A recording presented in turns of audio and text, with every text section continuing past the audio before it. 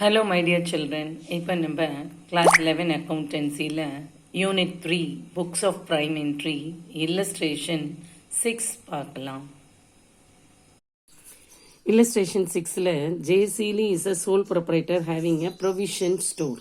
ஒரு மளிகை கடை வச்சிருக்காங்க J. Seeley. Following are the transactions for the month of January 2018. Journalize them கேட்டிருக்கு. இப்படி ஜேர்னலைஸ் அப்படின்னு கொடுத்தாலே நம்ம ஜேர்னலில் ரெக்கார்ட் பண்ணணும் அப்படின்னு அர்த்தம். நம்ம எப்படி ஹெட்டிங் எழுதணும்? இந்த புக்ஸ் ஆஃப் யார் ஆரம்பிக்கிறா? ஜெயசீலி. ஸோ இந்த books of Jayaseeli journal entries எழுதுறதுக்கு பேர் journalise. Recording the transactions in the journal, அதுக்கு பேர் ஜேர்னலைசிங். ஸோ ஹெட்டிங் இந்த புக்ஸ் ஆஃப் ஜெயசீலி ஜேர்னல் என்ட்ரிஸ்னு போட்டுருணும். ஜேர்னலுக்கு உங்களுக்கு தெரியும் columns, date, particulars, LF, debit, credit, இந்த மாதிரி ஒரு ஃபைவ் காலம்ஸ் போட்டுக்கணும். டேட்டு, பர்டிகுலர்ஸ், எல்எஃப், டெபிட், கிரெடிட்னு. உங்களோட அக்கௌண்டன்சி நோட்டில் டேட்டு, பர்டிகுலர்ஸ் சில நோட்டில் கொடுத்துருப்பாங்க. அப்போ இது இந்த காலத்தை நீங்கள் டெபிட்னு வச்சுக்கணும், இந்த காலத்தை கிரெடிட். இங்கே சின்னதாக ஒரு கோடு எல்எஃப், ஏன்னா எல்எஃப் காலத்தில் ஒன்றுமே நம்ம எழுத போகிறதே கிடையாது.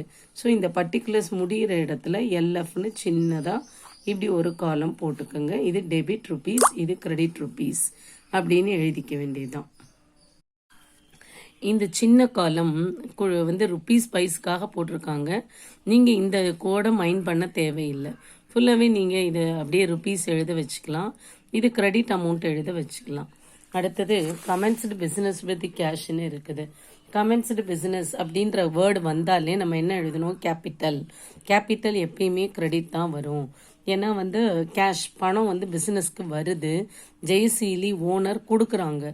ஸோ ஜெயசீலிஸ் கேபிட்டல் அப்படின்னு எழுதி கிவர், கிரெடிட் தை கிவா. அதனால நம்ம என்ன ஜேர்னல் எழுதுறோம்? Cash account debit to Jayaseeli's capital. நம்ம இந்த டேட்டு காலத்தில் டேட் எழுதும்போது ஃபஸ்ட்டு இயர் எழுதணும். அதுக்கு கீழே அடுத்த லைனில் மந்த் எழுதணும். கொஞ்சம் 3 லெட்டர் எழுதினாலே போதும். மந்த்துக்கு ஜனவரி அப்படின்னா JAN எழுதுங்க. பிப்ரவரிக்கு FEB எழுதி டாட் வச்சுட்டா போதும். ஃபுல் மந்த் எழுதணும்னு அவசியம் கிடையாது. அடுத்தது டேட்டு 1ஓ 2ஓ எத்தனை கொடுத்துருக்கோ அது. இயரும் மந்த்தும் ஒரு தடவை எழுதினா போதும். ஒரு சம்முக்கு ஒரு தடவை எழுதினா போதும். அப்புறம் டேட்டு மட்டும் போதும். அடுத்தது கேஷ் அக்கௌண்ட் டெபிட், ஏன்னா கேஷ் உள்ள வருது. ஜெயசீலி கொடுக்கறதுனால ஜெயசீலிஸ் கேபிட்டல் அக்கௌண்ட் கிரெடிட்ல எழுதிட்டோம். நெரேஷன் எழுதணும். நெரேஷன் என்ன சம்பளம் கொடுத்துருக்கோ, கமென்ஸ்டு பிஸ்னஸ் வித் கேஷ் அந்த மாதிரி எழுதிட்டு டெபிட்லையும் கிரெடிட்லையும் சேம் அமௌண்ட்டை எழுதணும். டெபிட்டுக்கு நேரம் எழுதும்போது ஃபர்ஸ்ட் லைன், கிரெடிட்ல செகண்ட் லைனில் அமௌண்ட் எழுதிடுங்க. அடுத்தது டெபாசிட்டட் கேஷ் வித் பேங்க்னு கொடுத்துருக்கு. டெபாசிட்டட் கேஷ் வித் பேங்க்னா என்ன? பேங்க்கில் மணியை டெபாசிட் பண்ணுறோம். அப்படி பண்ணும்பொழுது பேங்க் ரிசீவ் பண்ணும், கேஷ் வெளியில் போகுது.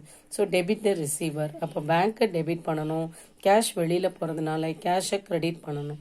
ஸோ என்ன ஜேர்னல் எழுதுகிறோம்? Bank account debit to cash account அப்படின்னு எழுதிட்டோம். Deposited cash into bank. Third என்னன்னா பர்ச்சேஸ்டு குட்ஸ் பை பேயிங் கேஷ்னு கொடுத்துருக்கு. அப்போ பர்ச்சேஸ்டு குட்ஸ்னு வந்தாலே நம்ம பர்ச்சேசஸ் எழுதணும். பர்ச்சேசஸ் எப்பயுமே டெபிட் தான். ஏன்னா பர்ச்சேஸ்டு குட்ஸுக்கும் சோல்டு குட்ஸுக்கும் மட்டும் என்ன கொடுத்துருக்காங்க? நீங்கள் ரியல் அக்கௌண்ட்டாகவும் எடுத்துக்கலாம், நாமினல் அக்கௌண்ட்டாகவும் எடுத்துக்கலாம். பர்ச்சேஸ்டு குட்ஸ்னா என்ன? குட்ஸ் வாங்குறோம், அப்போ அது ஒரு எக்ஸ்பென்ஸ் அப்படின்னு நீங்கள் ட்ரீட் பண்ணி நாமினலாக வச்சுக்கலாம். இல்லை குட்ஸுங்கிறது அசர்ட், அதனால குட்ஸ் ஆர் கம்மிங் இன். நம்ம பர்ச்சேஸ் பண்ணும்பொழுது குட்ஸ் உள்ள வருது. அப்போ நீங்கள் ரியலாகவும் ட்ரீட் பண்ணலாம் அப்படின்னு கொடுத்துருக்காங்க. எப்படி நீங்கள் ட்ரீட் பண்ணாலும் பர்ச்சேசஸ் டெபிட்ல தான் வரும், கேஷ் வெளியில் போகுது. So purchases account debit to கேஷ்னு போட்டு அமௌண்ட்டை எழுதிட வேண்டியதான். Fourth purchased goods from Lipton and company on கிரெடிட்னு இருக்குது. அப்போ purchased goods from Lipton and company on கிரெடிட்னா பர்ச்சேசஸ் எப்பயுமே டெபிட்னு சொல்லிட்டோம். கேஷ் இதில் வெளியில் போகலை, கடனுக்கு தான் வாங்குகிறோம், லிப்டன் அண்ட் கம்பெனி கொடுக்குறாங்க. அப்போ credit the giver. So purchases debit to Lipton and company கிரெடிட்ல எழுதிடுறோம். அடுத்தது sold goods to Joy and received cash அப்படின்னு இருக்குது. Sold goods to Joy and received cash அப்படின்னா என்ன? ஜாய்க்கு குட்ஸை வித்துட்டு கேஷை ரிசீவ் பண்ணியிருக்கோம். இப்போ இதில் சோல்டு குட்ஸ்னு வந்தாலே சேல்ஸ். அப்போ சேல்ஸ் எப்பயுமே கிரெடிட்ல தான் வரணும். அப்போ கிரெடிட்ல சேல்ஸ் வரும். டு ஜாய் அண்ட் ரிசீவ்டு கேஷ்ன்னு இருக்குது. சேல்ஸ் கிரெடிட்னு தெரிஞ்சு போச்சு. எதை டெபிட் பண்ணுறது? 2 ஆஸ்பெக்ட் இருக்குது. ஒன்று ஜாய் அப்படின்ற நேம், இன்னொன்று கேஷ் இருக்குது. அப்போ நம்ம கேஷ் டிரான்சாக்ஷனாக இருந்தால் இந்த பேர் தேவையில்லை, நமக்கு கேஷ் தான் முக்கியம். கிரெடிட் டிரான்சாக்ஷனாக இருந்தால் பேர் தான் முக்கியம். ஏன்னா அப்படி தெரிஞ்சாதான் நம்ம அவங்கள்ட்ட இருந்து பணம் வாங்கவோ கொடுக்கவோ முடியும். ஸோ கிரெடிட் டிரான்சாக்ஷன்னா நேம் முக்கியம். கேஷ் டிரான்சாக்ஷனாக இருந்தால் நேமை விட்டுறலாம். ஸோ சோல்டு குட்ஸ்னால சேல்ஸ் எப்பயுமே கிரெடிட் தான். எது டெபிட் பண்ணணும்? கேஷ். ஏன்னா கேஷ் வருது. அடுத்தது பெய்டு சேலரிஸ் பை கேஷ். இதில் சேலரி கேஷ். சேலரிங்கிறது என்ன? எக்ஸ்பென்ஸ். அப்போ டெபிட் பண்ணணும், கேஷை கிரெடிட் பண்ணணும். அடுத்தது paid Lipton and company by cheque for purchases made on 4th Januaryன்னு இருக்கு. Paid Lipton and company by cheque for purchases மெய்டுன்னு இருக்கு. அப்போ பர்ச்சேசஸ் 4th January அன்னைக்கு நம்ம பர்ச்சேஸ் பண்ணியிருக்கோம். 4th January அன்னைக்கு பர்ச்சேஸ் பண்ணியிருக்கோமா?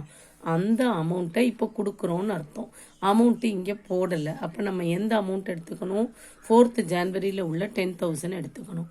சரி, பெய்டு லிப்டன் பை செக். லிப்டனுக்கு செக்கு கொடுக்குறோம். அப்போ இதில் லிப்டன்றவர் என்ன? Company receiver, debit the receiver. அப்போ லிப்டன் அண்ட் கம்பெனியை டெபிட் பண்ணி செக்கு கொடுக்கறதுனால டு பேங்க்னு எழுதணும். கேஷ் போடாமல் டு பேங்க்னு எழுதணும். அடுத்தது bought furniture by cash. Bought furniture by கேஷ்க்கு என்ன எழுதணும்? ஃபர்னிச்சர் வருது. So furniture account debit to cash. பாட்டுன்னு வந்த உடனே பர்ச்சேசஸ் எழுதக்கூடாது. பர்ச்சேஸ்டு குட்ஸ் அப்படின்னு சொன்னால் அதுக்கு பேர் பர்ச்சேசஸ். சோல்டு குட்ஸ்ன்னு சொன்னால் அதுக்கு பேர் சேல்ஸ். இப்போ குட்ஸை தவிர வேறு அசர்ட், இந்த மாதிரி ஃபர்னிச்சர், கம்ப்யூட்டர், காரு, மிஷினரி அப்படின்லாம் கொடுத்தா அசர்ட்டை தான் கம்ஸ் இன்னுன்னு சொல்லணும், பர்ச்சேசஸ் சொல்லக்கூடாது. ஸோ ஃபர்னிச்சர் வருது, கேஷ் வெளியில் போகுது. So furniture account debit to கேஷ்னு எழுதணும். ஃபர்னிச்சர் அக்கௌண்ட் டெபிட் டு கேஷ்னு எழுதணும். அடுத்தது paid electricity charges by cash. Electricity சார்ஜஸ்க்கு என்ன எழுதணும்? எலக்ட்ரிசிட்டி சார்ஜுங்கிறது ஒரு எக்ஸ்பென்ஸ். பெய்டுனாலே எக்ஸ்பென்ஸ் தான். அப்போ எலக்ட்ரிசிட்டி சார்ஜஸ் கேஷில் பே பண்ணியிருக்கோம். ஸோ இது debit the expenses. Electricity charges account debtor to cash. Cash வெளியில் போகுது. Bank paid insurance premium as per standing instruction. Standing இன்ஸ்ட்ரக்ஷன்னா கஸ்டமர் ஒரு இன்ஸ்ட்ரக்ஷன் பேங்கருக்கு கொடுத்துடலாம். இந்த மாதிரி நீங்கள் இன்சூரன்ஸ் ப்ரீமியம் எனக்காக பே பண்ணுங்கன்னு கொடுத்துருவாங்க. அப்போ பேங்கர் கொடுப்பாரு. அப்போ இன்சூரன்ஸ் ப்ரீமியம் அப்படிங்கிறது என்ன? எக்ஸ்பென்ஸ். எக்ஸ்பென்ஸு பேங்க்கு கொடுக்கறதுனால டு பேங்க்னு எழுதணும். கிரெடிட் த கிவ்வா. கேஷ் எழுதக்கூடாது. ஏன்னா நம்ம கையிலேருந்து கேஷ் போகல. நம்ம பேங்கரை எனக்கு பதிலாக கொடுத்துருங்கன்னு சொல்கிறோம். நம்ம அக்கௌண்ட்லேருந்து பேங்கர் பே பண்ணிடுவார். So insurance premium account debit to bank account. எல்லாத்துக்கும் நரேஷன் நீங்கள் என்ன வேணால் சம்பளம் கொடுத்துருக்கிறத நீங்கள் எழுதிடலாம். 2 ஆஸ்பெக்டில் ஒரு ஆஸ்பெக்ட் ரொம்ப தரவாக தெரியுது, டெபிட்டோ கிரெடிட்டோ. இப்போ பர்ச்சேசஸ் டெபிட்டில் தான் வரும்னு தெரிஞ்சால் பர்ச்சேசஸ் டெபிட் போட்டுடலாம். கேஷ் கொடுத்தோம்னா டு கேஷ். கடனுக்கு வாங்கியிருந்தா நேம். அந்த மாதிரி நம்ம எழுதிடலாம். புரிஞ்சுதுங்களா? தேங்க்யூ.